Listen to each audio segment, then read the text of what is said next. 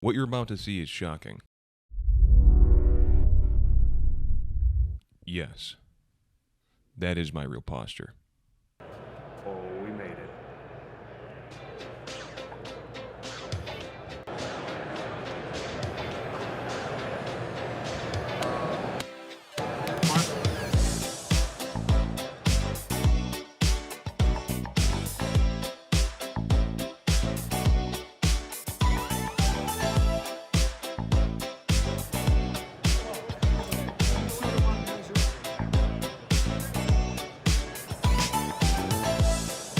I just can't believe it. You left me here alone. So it was just me at the event, and I really didn't get as much footage as I wanted while shooting. So you'll have to deal with me talking about it. Round 1, play against City States, playing against a lovely gentleman named Tom. This was my first time playing against City States, and in fact, it's the first time playing against anything other than Old Dominion. Jake and I always play Old Dominion and Dweghom. So, this was a new experience for me. I didn't really know what to expect. The City-States army is incredibly flexible. It can, push damage when it really wants, and it can also be very tanky when it wants. One thing City-States doesn't want is to get hit in the flank. So he had his units, very, very wide. Instead of the typical 3-wide unit, he was running, 4-wide units, which was really cool to see. Of course, like with all things, there were some blunders on my part. I maybe have mismanaged a unit or two, and some things couldn't hold objectives, which is going to be a theme. I learned a little bit more about the game. Who would have thought spending 100 hours painting, I didn't spend as much time as I wanted to learning the rules. I saw Tom do a little bit sideways shuffling in game 1, and I went, how did you do that? And it just says it in the rules. You can move sideways if you want to, only at half your move speed. That's crazy. Imagine that, reading the rules before a tournament. Couldn't be me. I'm looking at my B-roll here, and I see this guy futzing with his cards, and I remember that every single player did this.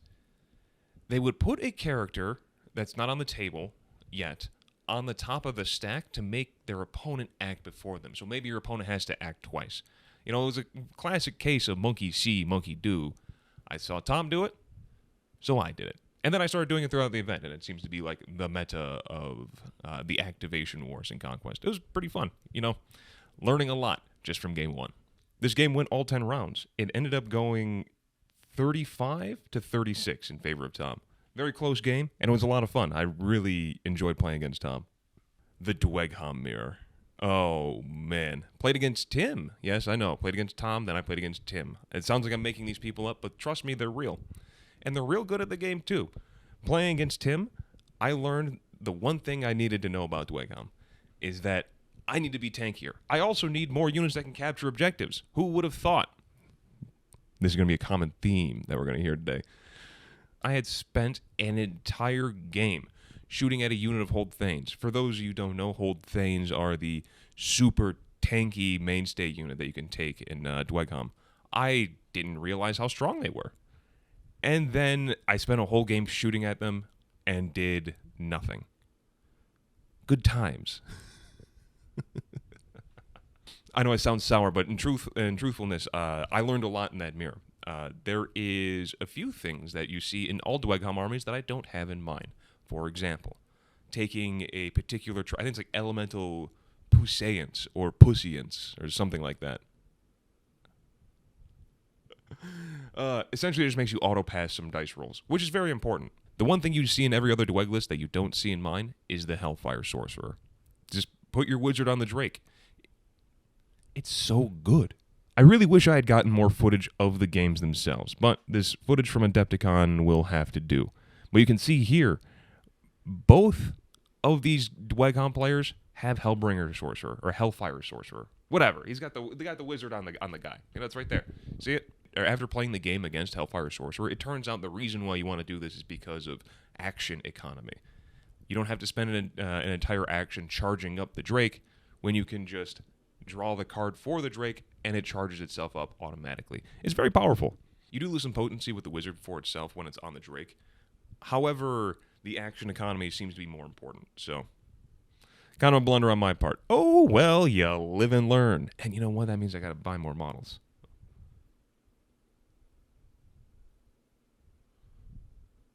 Fuck. Oh, well. So, the way that game went, all this talk about the Hellbringer Drake, how did the game actually go? Well, it was a disaster, a truly unmitigated disaster. It ended on like turn 6 or 7 out of the 10 turns. And this is where I had to learn something new about wargaming tournaments.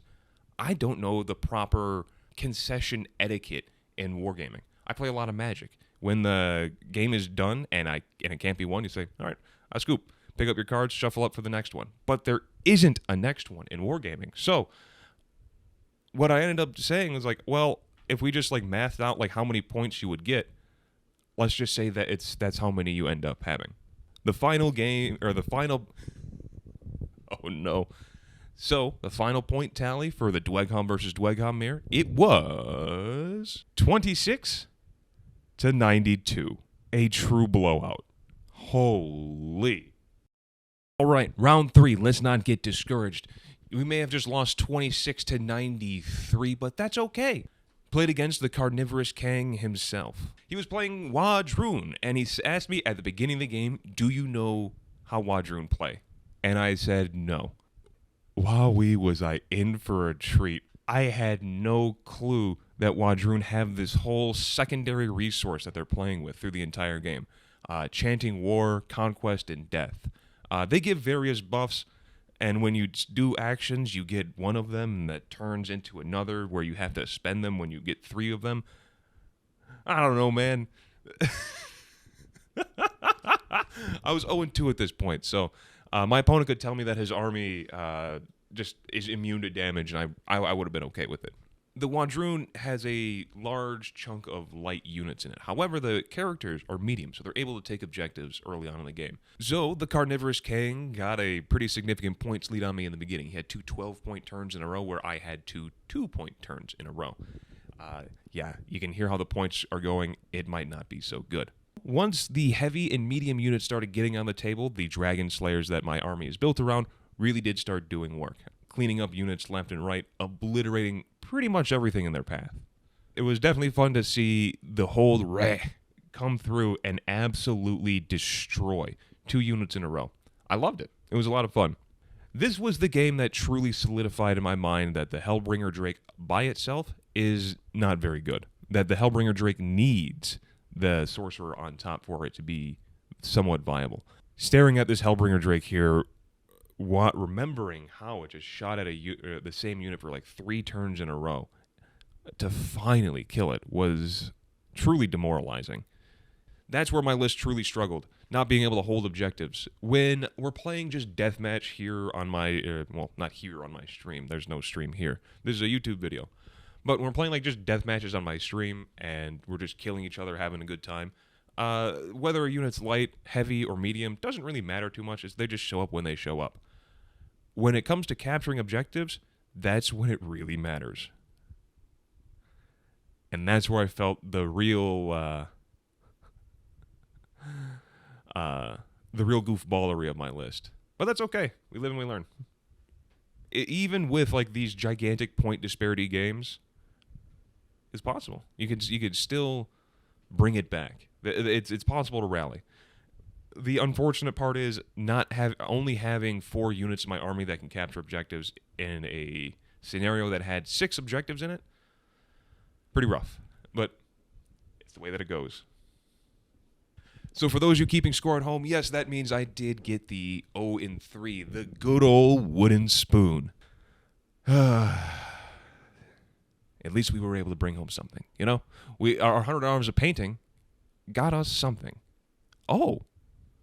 Which reminds me, let's hear the results of Best Painted. So, for Best Painted, Andy.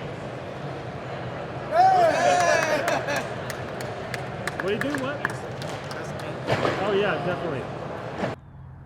Oh, so there it is. Went 0-3. Time to try again next time, you know? Just because it didn't turn out this time doesn't mean it won't turn out next time. I'm only 100 hours in on this painting project and didn't win Best Painted. It's okay. Hellbringer Drake, you'll bring home something someday. Okay, so I seem pretty distressed there.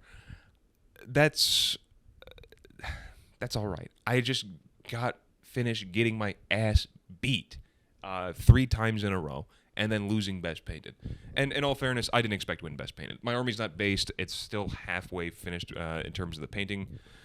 There's still metallic paint showing, and most of it's non-metallic metal. So honestly, I didn't expect to win Best Painted. I think it's just fun to make a fuss about it.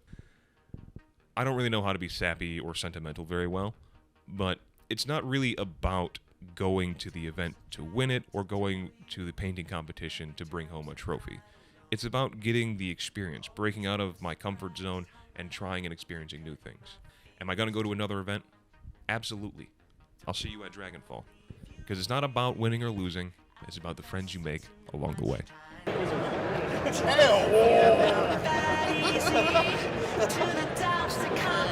Everybody smile.